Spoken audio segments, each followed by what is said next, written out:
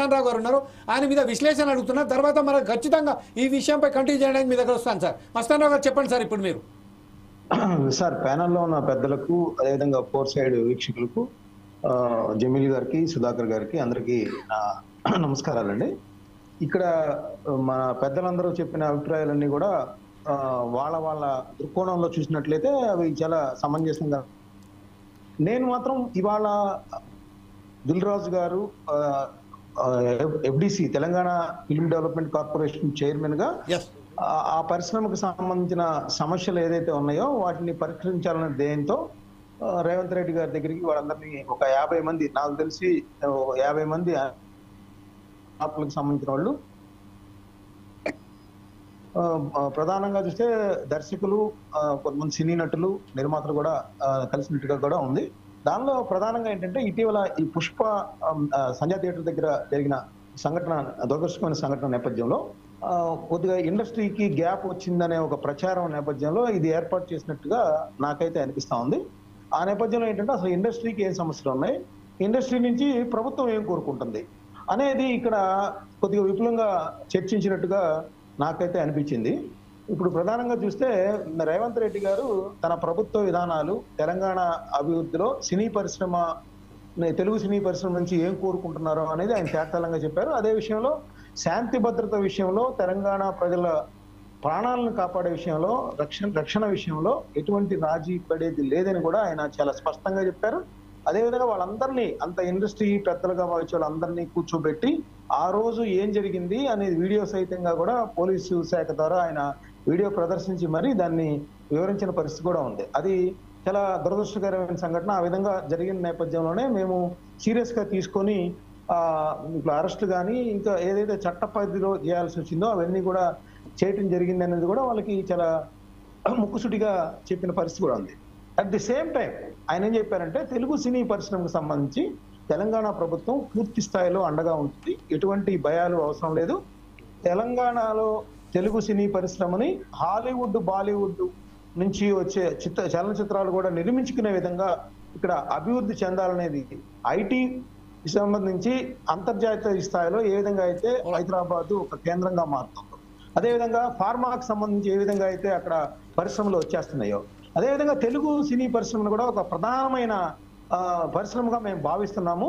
దాని ద్వారా మరింత తెలంగాణ ఒక బ్రాండ్ ఇమేజ్ లో తెలుగు సినీ పరిశ్రమ కూడా భాగస్వాములు కావాలనేది కూడా ఆయన పిలుపునిచ్చిన పరిస్థితి. ఇప్పుడు ఒకసారి మనం ప్రేమరాజ్ గారి దగ్గరికి వెళ్దాం. ప్రేమరాజ్ గారు మీరు చెప్పిన దర్శకునిగా ఇప్పుడు ప్రస్తుతం అయితే తమిళనాడులో మనకు సినీ పరిశ్రమ ఉండే, చాలా పెద్ద ఎత్తున సినీ పరిశ్రమను తమిళనాడు నుంచి వెళ్ళి తీసుకొచ్చి హైదరాబాద్ బేస్గా పెట్టడంలో ప్రధాన పాత్ర పోషించిన తెలుగు ఫిల్మ్ ఇండస్ట్రీకి వాళ్ళందరూ ఎక్కువ శాతం ఎవరైతే ఉన్నారో ఆంధ్ర ప్రాంతానికి చెందిన వాళ్ళే. ఈరోజు ఈ స్థాయికి ఫిల్మ్ ఇండస్ట్రీ ఎరిగిందంటే కేవలం ఆంధ్ర ప్రాంతాల వాళ్ళే దాన్ని డెవలప్ చేశారు. ఇప్పుడు తర్వాత ట్రెండ్ మారింది, అక్కడ సంబంధించిన రియల్ ఎస్టేట్ వ్యాపారం ఇంకా ఇతరితర వ్యాపారం వచ్చింది. కాబట్టి ఈరోజు తెలంగాణకు సంబంధించిన వారికే కేటాయించడం అనేది ఎంతవరకు సమంజసం? ఈరోజు రేవంత్ రెడ్డి ఏదైతే చేశారో వారికి సంబంధించి ప్రీమియర్ షోలకు పర్మిషన్ లేదు, అలాగే ఖచ్చితంగా మేము దీన్ని ఇండస్ట్రీని కూడా డెవలప్ చేస్తున్నాం, కేవలం ఆంధ్రకు ఎక్కడ తరలిపోతుందో అన్న భయంతోనే చెప్పినట్టుగా మనం గుర్తించవచ్చా దీన్ని? అయితే వాళ్ళ భయాలు, వాళ్ళ రకరకాల వాళ్ళ ప్రయోజనాలు ఎప్పుడు ఉంటాయండి. వాళ్ళు ఎప్పుడు సినిమా ఇండస్ట్రీ తరఫున ఎప్పుడైనా సరే వాళ్ళ ప్రయోజనాలకు విఘాతం కలుగుతుందంటే అందరు ఒకటై ప్రభుత్వాల దగ్గరికి వెళ్ళటం, మాట్లాడుకొని మళ్ళీ వాళ్ళ పనులు చేసుకోవటం అనేది ఎప్పుడు జరిగేదే అది. అయితే తెలుగు సినిమా ఇండస్ట్రీ మెడ్రాస్ లో ఉన్నప్పుడు ఇక్కడికి తీసుకురావడానికి ఎక్కువగా పాత్ర పోషించింది కాంగ్రెస్ ప్రభుత్వాలే, అది కూడా నిజమండి.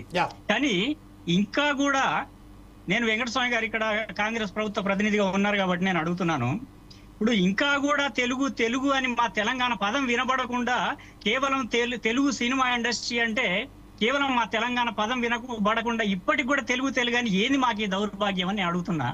ఈ మాట అనడానికి నేను చాలా బాధపడుతున్నా. ఎందుకంటే తెలంగాణ తెచ్చుకున్న 10 ఏళ్ళు గడిచిపోయింది, 2 ప్రభుత్వాలు వెళ్ళిపోయినాయి, అప్పుడు కూడా మనం అప్పీల్ చేసినాం, జరగలేదు. మళ్ళీ ఇప్పుడు కూడా అసలు తెలంగాణ అనే పదమే వినబడకుండా కేవలం తెలుగు సినిమా ఇండస్ట్రీ అని మాట్లాడుతున్నారు.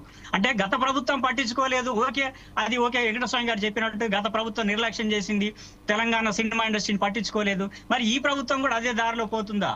అంటే తెలుగు సినిమా ఇండస్ట్రీ అంటే 90% వాళ్ళే ఉన్నారు. ఇంతకుముందు మీరు చెప్తున్నట్టు ఏ ఆధిపత్య వర్గాల వాళ్ళు అంటున్నారు తెలుగు సినిమా ఇండస్ట్రీ అంతా వాళ్ళే ఉన్నారు. మరి దానికి ఎక్కడో చోట దాన్ని బ్రేక్ చేసే అవకాశం ఉందా లేదా? ఇక్కడ కళాకారులకి లేదా ఇక్కడ సినిమా రంగానికి ఓ పునాది వేసే అవకాశం ఉందా లేదా? ఈ ప్రభుత్వం కూడా అదే దూరంలో పోతుందా? అంటే తెలుగు సినిమా ఇండస్ట్రీ పేరు మీద ఇన్నాళ్లకు తెలంగాణ పదేళ్ళు అయిన తర్వాత కూడా మళ్ళీ వాళ్ళని ఎంకరేజ్ చేస్తూ వాళ్ళకే తాయిలాలు ఇస్తూ లేదా వాళ్ళతోటి అంటకాగుతూ నేను చెప్తున్నాను. మరి ఇప్పటికీ కూడా తెలంగాణ అనే ఇండస్ట్రీని పక్కన పెట్టదలుచుకున్నదా ఈ ప్రభుత్వం? వెంకటస్వామి గారు, మీరు ప్రభుత్వ ప్రతినిధిగా ఒక్కసారి మీరు ప్రభుత్వం దృష్టికి తీసుకెళ్తారా లేదా మరి ఇది సమంజసమా? మళ్ళీ తెలంగాణ పదం వినబడకుండా ఈ ప్రభుత్వం కూడా వ్యవహరించడం అనేది ఎంతవరకు కరెక్ట్ అనేది వెంకటస్వామి గారు చెప్పాలని నేను కోరుకుంటున్నాను. Right, okay. ఇప్పుడు వెంకటస్వామి గారికి వెళ్లే ముందు ఒకసారి దర్శన్ దగ్గరికి వెళ్దాం. దర్శన్, మీరు చెప్పండి, ప్రస్తుతం ఏదైతే ఉన్నదో ఫిలిం ఇండస్ట్రీ ఏదైతే ఉందో కేవలం కేంద్రీకృత మొత్తం హైదరాబాద్ మీదే ఫోకస్ పెట్టింది. హైదరాబాద్ను మాత్రం వాళ్ళు ఒక తనకు సంబంధించిన ఆస్తిగా గమనిస్తారు. కాకపోతే తెలంగాణకు సంబంధించిన ఇంకా 32 జిల్లాలు ఏదైతే ఉన్నాయో, అంటే 31 జిల్లాలు, హైదరాబాద్, రంగారెడ్డి ఒకటి కలుపుకుంటే తదిమ్మ వేరే జిల్లాలో మాత్రం చాలా చులకనగా చూస్తారు.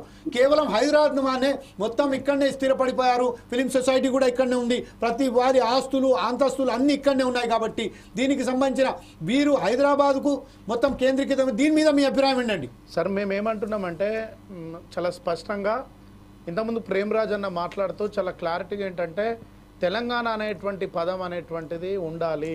ఇప్పుడు అంటే తెలుగు సినిమా పరిశ్రమ అని చెప్పేసి చెప్తా ఉన్నారు. అది మేము కరెక్ట్ కాదంటూ అన్నాం సార్. తెలంగాణ అనేటువంటి పదం అనేటువంటిది ఉండాలి. ముఖ్యంగా తెలంగాణకు సంబంధించినటువంటి అస్తిత్వం, ఇప్పుడు హైదరాబాద్ కల్చర్ ఏదైతే ఉన్నదో ఈ హైదరాబాద్ కల్చర్ మీద సినిమాలు వస్తూ ఉన్నాయి. ఇదే తరుణంలో మీరు అన్నట్టు గ్రామీణ ప్రాంతాలకు సంబంధించినటువంటి గ్రామాలలో ఉండేటువంటి కల్చర్ కావచ్చు, అక్కడ సినిమాకు సంబంధించినటువంటి, ఇప్పుడు ఉదాహరణకు ప్రేమరాజ్ అన్న ఉన్నాడు, నాకు చాలా గర్వంగా అనిపిస్తూ ఉన్నది ఏంటంటే తెలుగు సినిమాలలో శరణం గచ్చామి సినిమా లాంటి సినిమాలు, నగరం నిద్రపోతున్న వేళ అనేటువంటి సినిమాలను తీసి అంటే ఒక గ్రామీణ ప్రాంతంలో ఉన్నటువంటి వ్యవస్థను కానీ ఒక ఐడియాలజీకి సంబంధించినటువంటి సినిమాలను తీయడంలో ప్రేమరాజ్ అన్న లాంటి వాళ్ళు సక్సెస్ అయ్యారు. మేమేమంటున్నాం సార్, ఉస్మానియా యూనివర్సిటీ విద్యార్థులుగా ఈ మన ఛానల్ ద్వారా చెప్తా ఉన్నామని అంటే ప్రేమరాజ్ అన్న లాంటి వాళ్లకు సినిమా రంగంలో డైరెక్టర్లుగా అన్న లాంటి వాళ్ళకి ప్రభుత్వం గుర్తించాలని చెప్పేసి ఓయూ విద్యార్థులుగా ఉస్మానియా యూనివర్సిటీలో ఉండేటువంటి బహుజన విద్యార్థి సంఘాలుగా మేము డిమాండ్ చేస్తూ ఉన్నాం ఈ రాష్ట్ర ప్రభుత్వానికి. ఏంటంటే నిజమైనటువంటి అంటే దళిత బహుజన వర్గాల నుంచి మేము తెలంగాణతో పాటు దళిత బహుజన అంటే క్యాస్ట్ బేస్డ్గా మీద కూడా ఈ తెలంగాణలో ఉండేటువంటి సినిమా పరిశ్రమలో కులం ఆధారంగా కూడా వాళ్ళకు గుర్తింపు, గౌరవం అనేటువంటివి వస్తాయి. ఈ క్రమంలో భాగంగా దళిత బహుజన డైరెక్టర్లు ఎవరైనా ఉంటే వాళ్ళ మీద చిన్న చూపు ఉంటా ఉన్నది. అదేవిధంగా ఒక డైరెక్టర్లనే కాదు, పాటలు రాసేటువంటి వాళ్ళు కానీ, ఆర్టిస్టులు కానీ, డబ్బింగ్ ఆర్టిస్టులు కానీ చాలామంది కూడా కింది కులంలో ఉన్నటువంటి వాళ్ళ మీద వివక్ష జరుగుతూ ఉన్నది. ఈ క్రమంలో మేము చెప్తా ఉన్నాం ఏంటంటే ఒకటి, ప్రాంతం పరంగా హైదరాబాద్ విషయంలో ఒక హైదరాబాద్నే కాదు, మీరు అన్నట్టు 33 జిల్లాల్లో ఉన్నటువంటి కల్చర్ని చూపించేందుకు ప్రతి జిల్లాలో సినిమాకు సంబంధించినటువంటి ఒక సెంటర్ని ఏర్పాటు చేయాలా. దానికి సంబంధించినటువంటి అంటే ఒక దళిత బహుజన వర్గాల నుంచి ఒక ఐడియాలజీని సినిమా తీసేటువంటి వాళ్ళకు ఉదాహరణ మళ్ళీ చెప్తా ఉన్నాం సార్. ప్రేమరాజ్ అన్న లాంటి వాళ్లకు ఈ ప్రభుత్వం గుర్తించాలి. ఈ గత టిఆర్ఎస్ ప్రభుత్వం గుర్తించడంలో విఫలమైంది. ఈ కాంగ్రెస్ ప్రభుత్వం అయినా అంటే నేను చెప్తా ఉన్నాను, జెన్యూన్గా ఐడియాలజికల్ సినిమాలు కావచ్చు, తెలంగాణ వాదం కోసం సినిమాలు కావచ్చు, అంటే ఇట్లాంటి సినిమాలు తీసేటువంటి వాళ్లకు గుర్తింపు దక్కట్లేదు. కాబట్టి ఇట్లాంటి సినిమాలు ఒక ఐడియాలజీకి సంబంధించినటువంటి వాటిని కానీ తెలంగాణ సంస్కృతి, తెలంగాణ అస్తిత్వం, తెలంగాణ ఆత్మగౌరవం కోసం వచ్చేటువంటి సినిమాలు ఎన్ని వచ్చినాయి అంటే తక్కువ వచ్చినాయి, రావట్లేదు. ప్రజలు ఏమంటా ఉన్నారంటే ప్రజలు ఆదరిస్తలేరు కాబట్టి సినిమాలు తీయట్లేదు అని చెప్పేసి చెప్తా ఉన్నారు. రైట్, అదే విషయంపై ఇంకొకటిసారి మనం జనార్దన్ రావు గారి దగ్గర వెళ్దాం. జనార్దన్ రావు గారు ఇది చెప్పండి, ప్రస్తుతం ఏదైతే ఉన్నదో. నేను ఒక మాట చెప్పి కంక్లూడ్ చేస్తానండి, ఎందుకంటే నేను జర్నీలో ఉన్నాను. ఓకే, రైట్, చెప్పండి. కంక్లూడ్ చేస్తాను. ఒక మాట చెప్పి నేను కంక్లూడ్. అయితే సోదరుడు దర్శన్ చెప్పినట్టుగా సినిమా రంగంలో కులం, మతం, ప్రాంతం, వర్గం అన్ని రాజ్యం వెళ్తా ఉన్నాయి. అంటే ఇప్పటి కాంగ్రెస్ ప్రభుత్వం వాటి మీద కూడా దృష్టి పెట్టాలా, లేకపోతే ఏంటంటే గత ప్రభుత్వం చేసిన తప్పులే మళ్ళీ చేయకూడదు, ఎందుకంటే వీళ్ళు ప్రజా ప్రభుత్వం అని చెప్తున్నారు కాబట్టి వీటన్నిటిని సరిదిద్దే విధంగా ఈ ప్రభుత్వం తప్పకుండా చర్యలు తీసుకోవాలి.